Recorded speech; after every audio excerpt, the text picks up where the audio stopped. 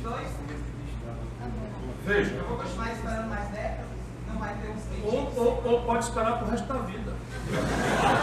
Porque isso é todo o sentido da nossa conversa hoje. Veja, está na Bíblia, não é, que não se pode servir a dois senhores.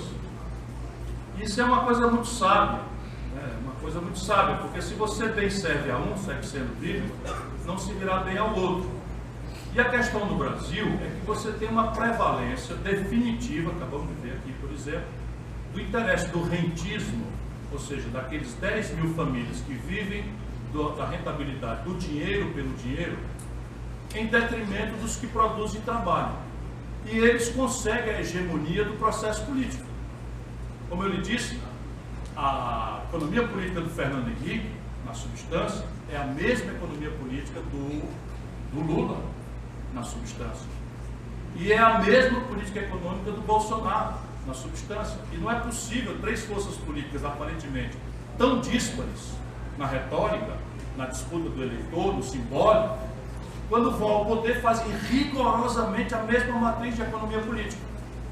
E eu não sei como é que o amigo, né, esperou que alguma coisa fosse diferente, porque se você repete a premissa errada, a consequência será a mesma todas as vezes. Isso é um silogismo. Fez a premissa errada, fez a premissa A, dá-se consequência B. Repetida a premissa A, pode esperar que vai ter a consequência B de novo. Se repetir a premissa A, vai ter a premissa B de novo, tantas vezes quantas você tente. Então, qual é a questão brasileira no prático hoje? Na questão estrutural, três problemas.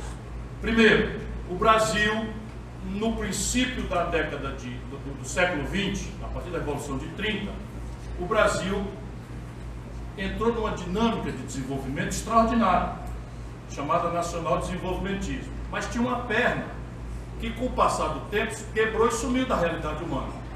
Que era o quê? Nós temos um baixo nível de formação de capital nacional e alimentamos ciclicamente, como hoje, a ilusão de que nós vamos ser salvos da nossa pobreza pelo dinheiro dos outros.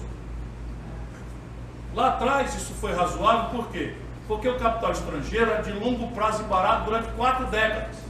Anos 40, anos 50, anos 60, anos 70, até o começo do ano 80, era 3% de juros ao ano, 3 anos de carência, 12 anos para pagar. Então a gente tomava dinheiro emprestado barato, de longo prazo, abriu uma Petrobras, um ano primeiro de faturamento dela, faturava 1 bilhão que tinha 12 anos ainda para pagar. Então não tinha erro. Pega dinheiro emprestado barato, abre uma Brás, e essa Brás retorna e o Brasil vai embora e tal. E foi embora. Nós produzimos a 15ª economia industrial do planeta Terra.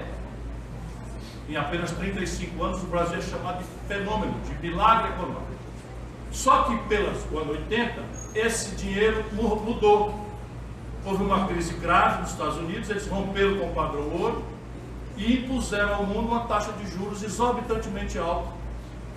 E o resultado, todos os países que dependiam de fluxos internacionais de capital barato quebraram. E de lá para cá o Brasil não consegue montar outra matriz. Por quê? Porque a grande tarefa agora é o desafio político de entrar numa equação de elevar a poupança nacional. Isso se faz por um desenho tributário, previdenciário, mercado de capitais, uma série de fatores que o Brasil não fere. Volto já a isso, não é? E a segunda grande questão é que, no contemporâneo, o Brasil tem 4 motores enguiçados. Os 4 motores de ativação econômica estão enguiçados. Estão no prédio. Primeiro, o consumo das famílias. A economia política com a amiga Aliette Wagner deu-se a seguinte produção: 13 milhões de desempregados, 32 milhões de brasileiros na informalidade, 63 milhões de pessoas com nome sujo no SPC. Cadê o consumo das famílias? De onde é que vai vir? Então, a reforma da Previdência vai ajudar ou piorar isso? Vai piorar, porque vai cair 13% do valor médio das aposentadorias. Então, sob o ponto de vista de estimulação de demanda, que responde por 60% da ativação do PIB, vem coisa pior por aí do que melhor. Depois, o investimento empresarial. Essa brincadeira de juro alto fez com que o Brasil hoje tivesse um setor privado absolutamente endividado, com inadimplência chegando a 40% do que estão devendo. 5 milhões e 500 mil pequenas e microempresas estão quebradas no Brasil. 5 milhões e 500 mil microempresas estão quebradas e foram à falência. Depois você tem a questão do setor público. Então o setor público está hoje praticando a menor taxa de investimento da história do Brasil. 24 mil obras estão paradas. 24 mil obras paradas. E hoje o investimento público é o menor desde a Segunda Guerra Mundial. Como é que conserta isso? Arrastando despesa previdenciária? Não. É fazendo um sistema tributário mais progressivo, que o Brasil tem margem para fazer. Por exemplo, em linha com as melhores práticas internacionais.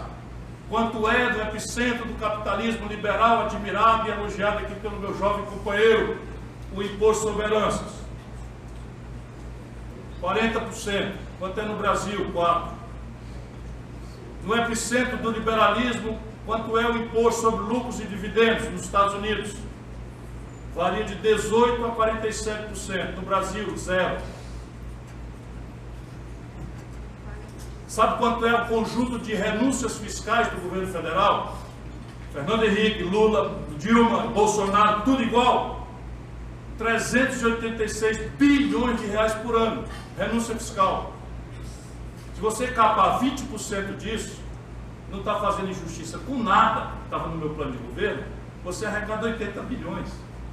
Pronto, aqui nessas 4 providências acabou o déficit. E você vai falar de onde é que vem o dinheiro para retomar 24 mil obras paradas, construção civil, etc, etc. E por fim, política industrial e comércio exterior. O jovem amigo ali acha que é o laissez-faire que vai resolver. Veja, nunca foi assim no mundo, mas o Brasil tem 4 complexos industriais com potencial de vantagem comparativa global. Eles estão destruindo os 4. É evidente que tem uma inteligência por trás disso, e não é uma inteligência brasileira. Vamos lá, complexo industrial da defesa. O país gasta bilhões de reais por ano para manter um aparato de defesa. Tanques, aviões, blindado, bala, foguete de curto cano, tudo isso.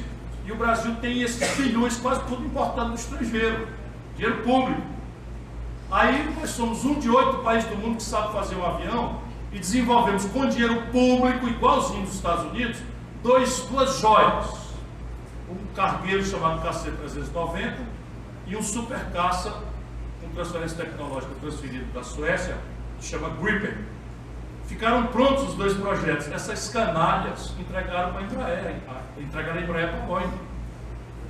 Depois do investimento maturado, quando a onça ia beber água e receber o retorno disso, entregaram pelo valor do Hotel Copacabana Palace. Canalhas. Foi suborno. E o amigo acha que isso é livre mercado. Agora mesmo os americanos proibiram a Qualcomm de ser comprada pelos chineses. Por quê? Porque consideram que a China não deve ter autonomia em chip. Por quê? Porque a China está simplesmente passando na corrida tecnológica da tecnologia 5G, que vai revolucionar a telefonia celular e toda a ideia de internet, inclusive permitindo pela praticamente instantaneidade do sinal, a direção de carros sem pessoas dirigindo. Pois bem, os americanos estão restringindo. E os brasileiros que são agora os patetas da vez. Percebe? Então, política industrial e de comércio exterior, todas as nações desenvolvidas fizeram. E estão fazendo hoje. O Brasil não tem nenhuma. Pronto. Aí a gente desenvolve o país. O resto é conversa fiada.